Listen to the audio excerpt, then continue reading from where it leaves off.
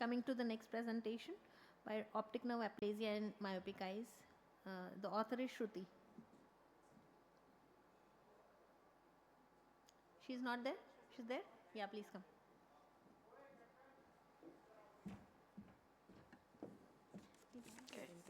Good afternoon all. Okay, optic nerve aplasia is a rare developmental anomaly which comprises unilateral or bilateral congenital absence of optic nerve, central retinal vessels, and the retinal ganglion cells. Unilateral cases are associated with other ophthalmic abnormalities like microcornea, microphthalmus, and cataract, while the bilateral ones are associated with intracranial abnormalities. Optic nerve aplasia appears to be a part of a malformation complex that is inherently different from optic nerve hypoplasia. However, there are numerous case reports in ophthalmic literature which mistakenly identify aplasia, describing it as hypoplasia of the optic nerve.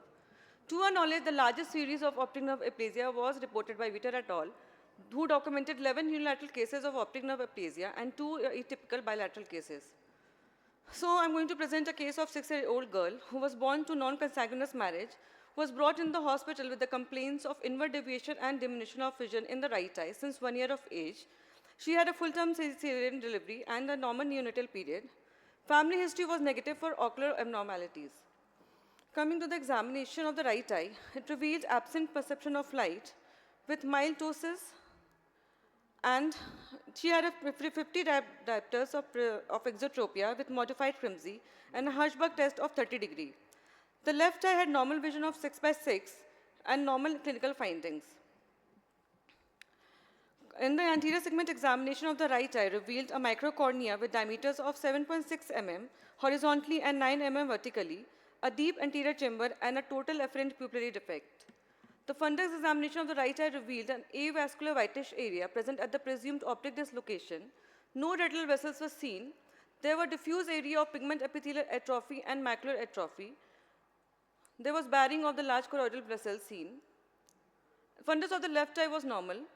Ultrasound B scan of the right eye revealed absence of optic nerve shadow with an axial length of 24.6 mm. MRI orbit in the brain showed absence of intraorbital and intracranial part of the right optic nerve with a normal left optic nerve. In the coronal section also, we can see there is an absence of right optic nerve. So coming to the discussion, the case summarizes the main features of aplasia of the optic nerve, which is a rare congenital malformation usually associated with microphthalmus as well as other ocular and extraocular anomalies. It likely arises from a gestational insult disrupting retinal development and angiogenesis, leading to retinal ganglion cell degeneration. Exact cause remains elusive, although first it was described 160 years ago. There has been different theories which is proposed, like failure in mesodermal elements, failure in fetal fissure formation, failure in ganglion cell development, or mesodermal induction. Histopathology reveals vestigial dural sheath and retinal dysplasia. There are some roles of external factors like episode of viral infection in the first trimester or smoking during pregnancy. Also, there is involvement of PAX6 and OTX2 genes, but the genetic basis still remains unclear. The choroidal vasculature appears to be normal in the optic nerve aplasia. There is a lifelong risk for choroidal neovascularization, which has been well documented by Piramesi et al.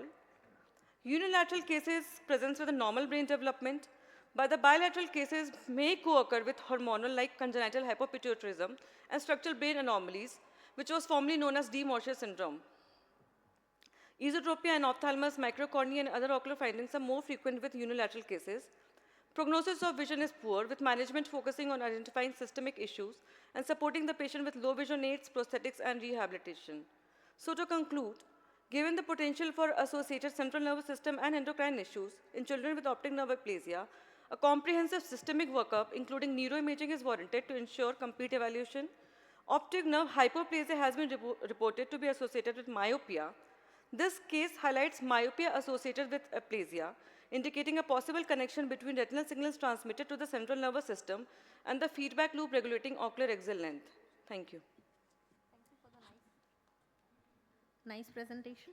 Only thing was like, when you see such a fundus and a microcornea and a microophthalmia, I think most of us don't go for a neuroimaging, but I think after her thing, we should go for a neuroimaging and see what is the thing behind, and go look for the optic nerve aplasia also.